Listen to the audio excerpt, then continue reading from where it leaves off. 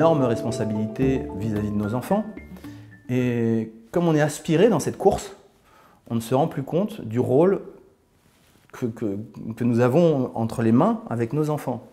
Ces préoccupations, c'est pouvoir boucler la fin de mois en se demandant si jamais on a le moindre problème, comment on va gérer ce problème qui va vraiment empiéter sur le budget de l'année, qui peut empêcher les gens d'aller en vacances.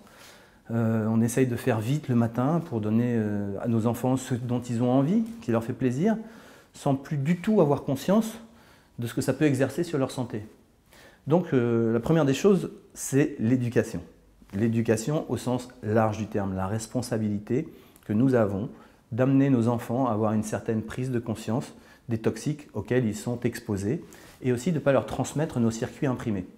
C'est-à-dire qu'on a découvert assez récemment que des comportements que nous avons, nous, on les a hérités de nos arrière-grands-parents ou nos arrière-arrière-grands-parents.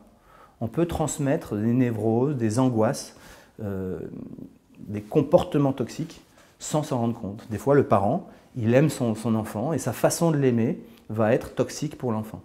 Donc on essaye déjà dans le premier chapitre du livre d'évoquer de manière assez pragmatique l'importance de l'éducation et quels sont les enjeux de l'éducation.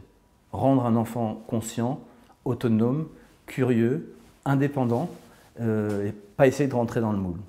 Alors j'ai choisi de solliciter Bernard Geberovitch, qui est psychiatre, pour m'accompagner en faisant une petite bulle pratico-pratique à la fin de chaque chapitre.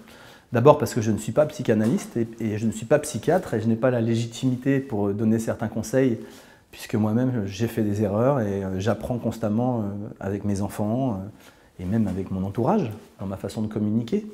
Parce que bien souvent j'ai été un peu véhément, j'ai porté mes convictions comme un étendard en allant un peu trop loin. Et je pense qu'il faut, quand il faut se battre avec le sourire et en étant très ouvert d'esprit.